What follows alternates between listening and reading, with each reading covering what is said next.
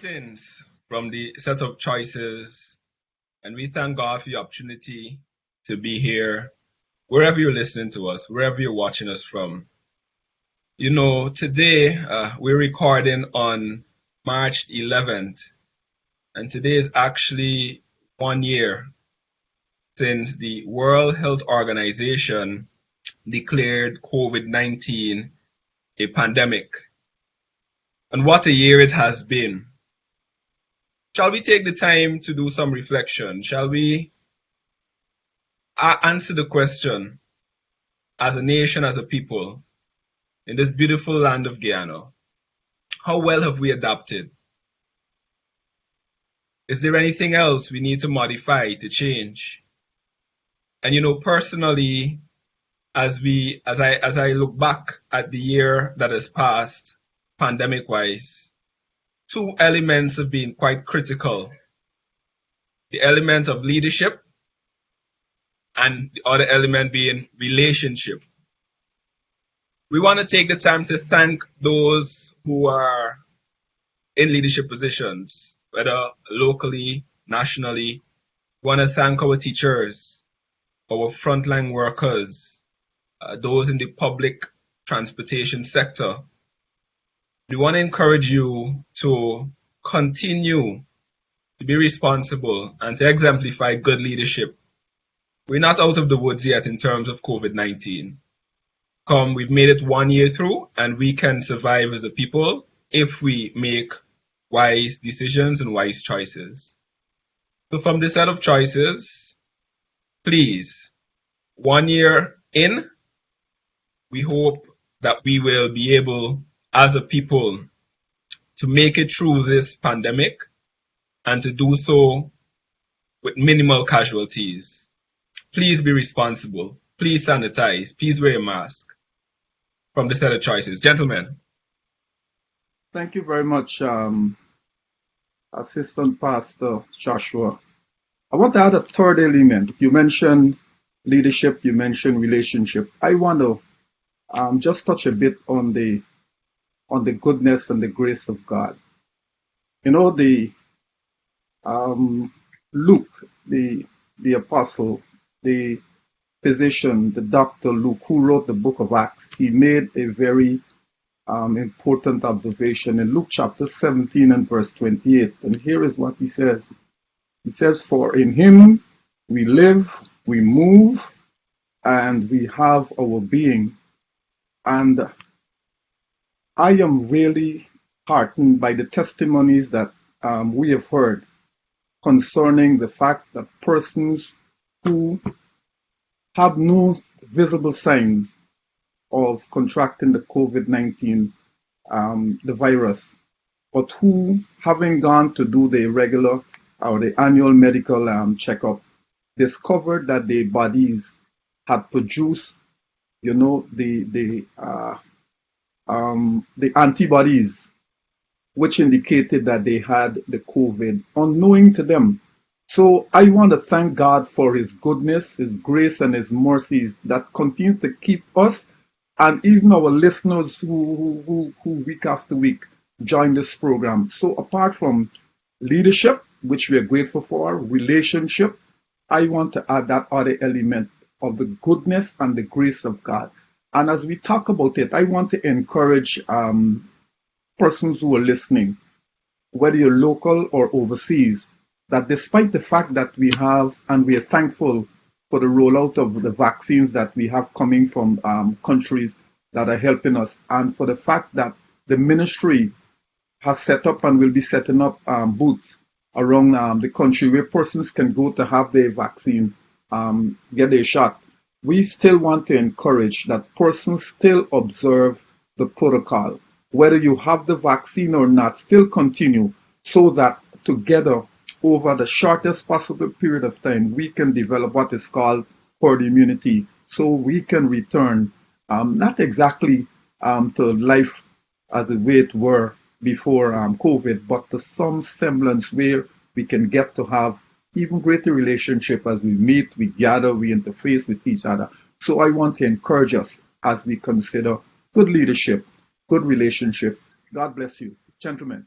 Well, I want to chip in there as a good West Indian, and I thank God that we have this.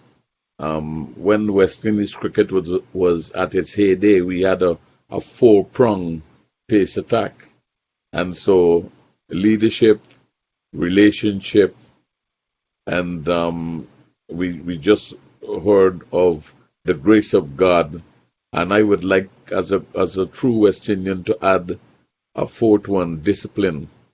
Now, when we ruled the world for an excess of almost 2 decades, we had that kind of four-prong pace attack, and a year on, we believe that these four foundational elements are critical for us. And when we talk about leadership, and in leadership, the vision will be made clear, and truth will be conveyed with great transparency and accuracy, and it will be conveyed also with compassion. Sometimes truth can be conveyed in a very brutal manner, but that's not what we are advocating. We want to be able to demonstrate this kind of leadership right across the entire spectrum. We want to be able to not only do that with our leadership, we want to be able to continue the relationship, and to show our people how much we care. Listen, the discipline that was alluded to early on cannot be imposed upon you. It's a discipline that you have to impose upon yourself. We're not talking about the coercive discipline that armies and police force will have to be used to cause one to change. You as an individual, yes, you as an individual, wherever you live, must impose that kind of discipline upon yourself. So during these difficult times of the pandemic, we'll be able to make the change of great concern to me and to us. We have been talking about the state of our children. When we think about some of our children, school-age children, who have not been in a formal learning environment for over a year. This is not a problem only for Guyana, but for the world. And while there are some who had the privilege, there are others who might have some kind of device that they can attend the class, but they lack the consistency in terms of internet capability. They might be suffering from the lack of electricity where they live. And those things can really combine and conspire to hurt. What is even more frightening is this reality. The children have been without the opportunity, some, not all, some children have been without the opportunity to learn. We want to commend the efforts for those who are in the exam classes that the authorities have rolled out programs to keep them engaged, to keep them abreast, to keep them with the bunch. And, I was speaking, I attended a virtual meeting just on Tuesday, and I heard my colleagues from Africa, from Europe, from the Caribbean, as we were listing how things are going. And from Bahamas, when I said we are rolling out the vaccines in Guyana, from the Bahamas, I heard them state they haven't reached that place as yet. I am grateful to God, therefore, that we are on our way, and that's relationship. Barbados, because of a relationship, Barbados rolled out some of theirs to us. And because of a relationship, we are seeing that not just our frontline health workers who deservedly receive the job, and now it seems to be the turn of those who are over 60. And we hope that we take advantage of all of these features. Gentlemen, we're not out of the woods. I'm sure, as Joshua said, we're not out of the woods. So we need to exercise an even greater level of discipline. Certainly, we are not out of the woods, and Uncommon we times. want to really thank God for His grace as we apply the four-prong approach. I really want to thank God for His grace and His mercy. I have a relative living in Brazil, and he shared with me that his wife had contracted the coronavirus and had to be hospitalized and so on. And then he got word that she died. So, he was all devastated, and they sent her clothing and so on for the burial because he said the hospital had over 3,000 patients. It was crazy. And she was also pregnant. But 4 months after, you wouldn't believe this, they received a message because she reached time to get the baby, and somebody in the hospital saw her, and they sent a message that this woman is alive. It so happened that the baby was born healthy, and she survived. Today, she is back home, weak and so on, but she's recovering. So I really want to thank God for His grace because, my cousin now has to really adjust because in his mind, he lost his wife. Now he's happy to receive her, the children and everybody. We are also happy here in Guyana. So the grace of God, the mercy of God, there's a miracle, and we want to thank God for His grace. And Bishop, as you also spoke about our school children, I really want to commend our teachers and parents at the community level for working hard to ensure that our children remain in a learning environment. And I have noticed in my own community that they have restarted the private lessons, and they're focusing on the students who are doing the CSEC and the students who are doing the National Grade 6. And I would imagine that this is happening all across the country. But even as we apply the four-prong approach, we have to widen it and to look at how we can help those children who may not be in those classes but are in dire need for help in regard to their education and their continued learning. I thank you, Pastor Paul. I believe that uncommon times always require uncommon action. I don't think after 1 year we can deny the fact that we are living in uncommon times, and hence the need for us to consistently explore opportunities and avenues as to how we can do what we do better. We are not saying that there hasn't been efforts. We are not saying that we haven't tried. But because of the prolonged state of COVID, we must search for a way to enhance what we do. Clearly, a child who, through no fault of his or her, as a result of COVID, as a result of the lack of sustained electrical power, as a result of not having a proper equipment or instrument to engage the online classrooms, unable to have proper supervision, being outside of that educational gap is a major loss.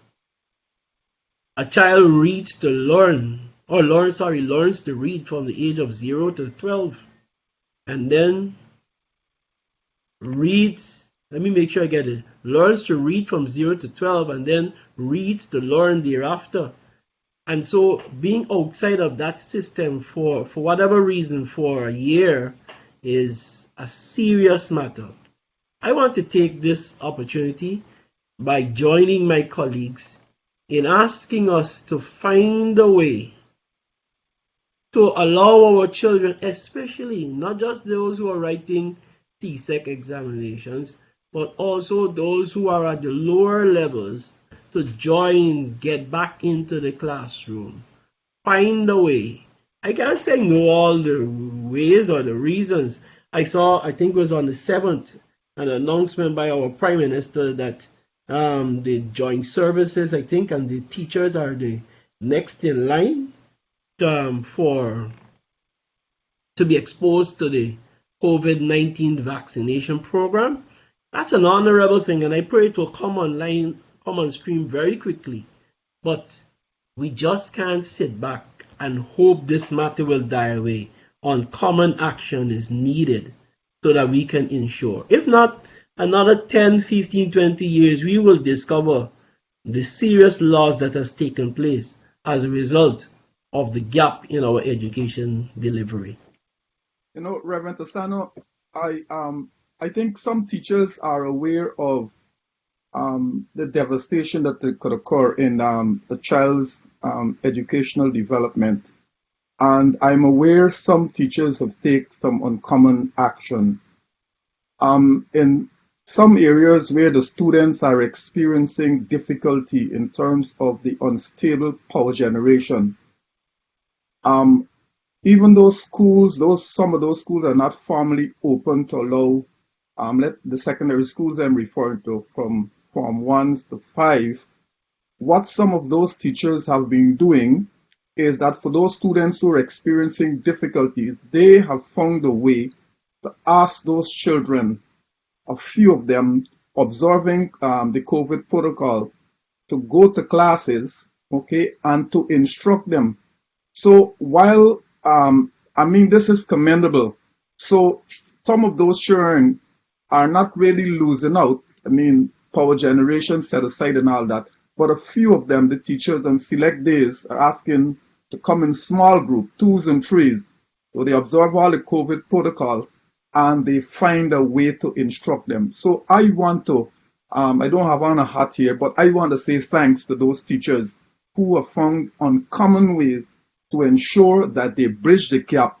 So while schools are not formally open, they are still able to instruct face-to-face, one-on-one with those children who are deprived or somewhat are shortchanged with the poor power generation they experience in the areas where they live. Thank you. A commendation and an appeal. I want to commend those who are responsible for ensuring that teachers who are on the job receive minerals, vitamins that can help them boost their system to protect them against contracting this virus. So this is commendable for all those who's responsible for making this happen. Full commendation. An appeal. We would like to appeal to parents, and hear me.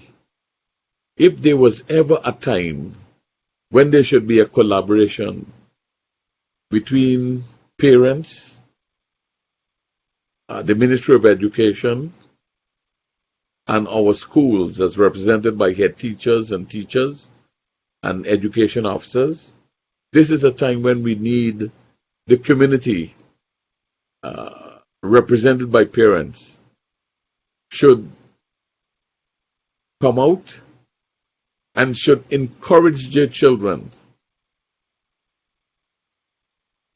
to still have a desire to learn,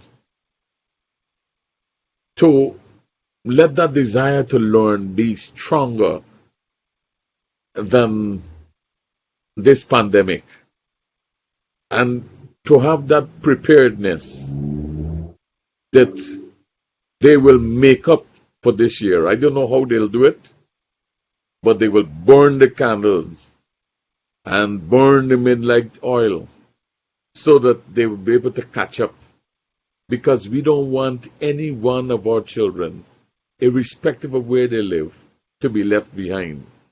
And this is where the collaboration that we are appealing, this collaboration must come between parents, the Ministry of Education, responsible, the relevant NGOs, and our teachers to ensure that we can narrow this gap and improve the delivery of education.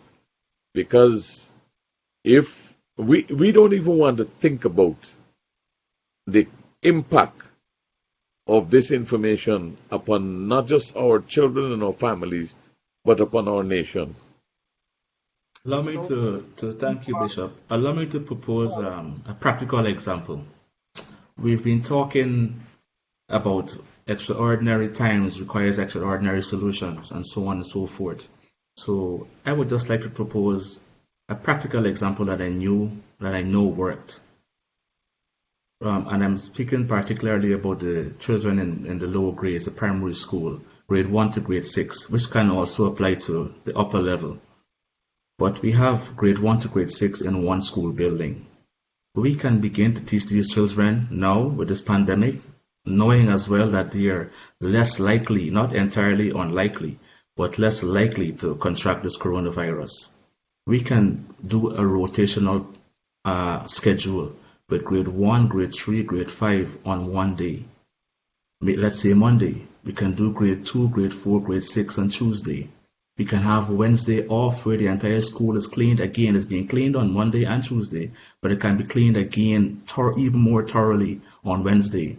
Then we have grade 1, 3, and 5 back on Thursday. And on Friday, grade 2, 4, and 6. And that way, everyone is being taught. Not some in this area and some in that area. For us to go forward as a country, as a nation, as these children, and help these children, all of us, the entire team, has to partake. The entire team has to benefit. Not some benefiting more than the others because of some teachers who have more access or for whatever reason, which is commendable, but the entire team has to benefit. And that's a simple example that I know worked. It worked in this country at the beginning of the pandemic, and it helped the children. I think in the school that our children went to, only 3 children contracted the virus during that period. With that way, with 1, 3, and 5 using the entire school. Normally the classroom will be on one floor, but grade 1, 3, and 5, they use the entire school.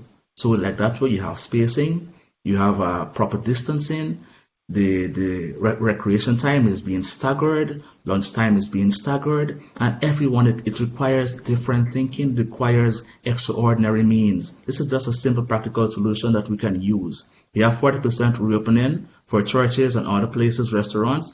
This is a 40% reopening for school. It's a simple practical example that we can use. This is my appeal. Thank you. Mr. Corbin, you're very right there. You're very right with how you put it over.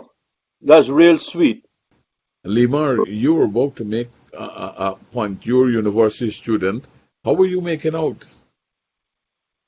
Yes, Bish, thank you very much. I would like to thank all of the teachers because for me, it has been a challenge, and I would like to encourage and implore and empathize with other students because I know how it feels for an internet to cut off while I'm doing a presentation. And one of the things that I found that was nice was that my teachers, they were not strict in their approach. They accommodated me and they facilitated me. They were conscious of the reality that my internet was unstable at some point, and they allowed me to. My lecturers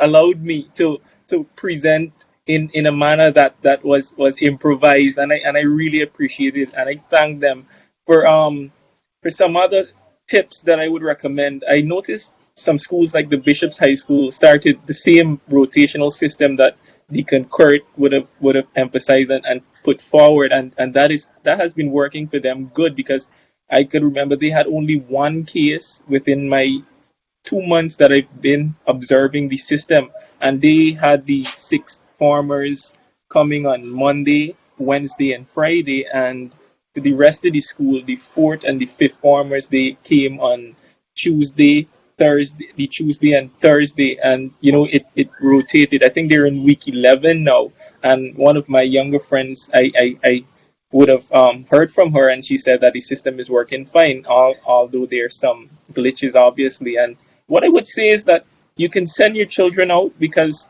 we must do this as young people.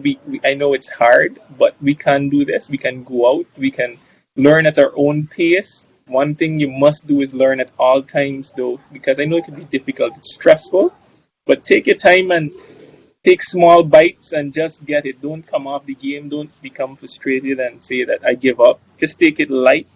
Bishop, thank you. I want to thank God for this opportunity, and I want to ask all parents, while our children are playing on the streets, playing at home, they must learn. We can't neglect them. We have a responsibility to them. And so we want to let us find ways. There is the collaborative effort that was spoken of by Bishop.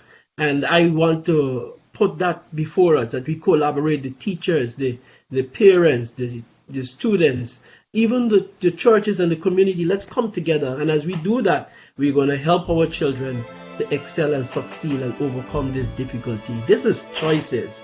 May God bless you. Shalom, everybody. I'm Celicia on behalf of the set, reminding you that your whole life is the sum of your choices. God bless you.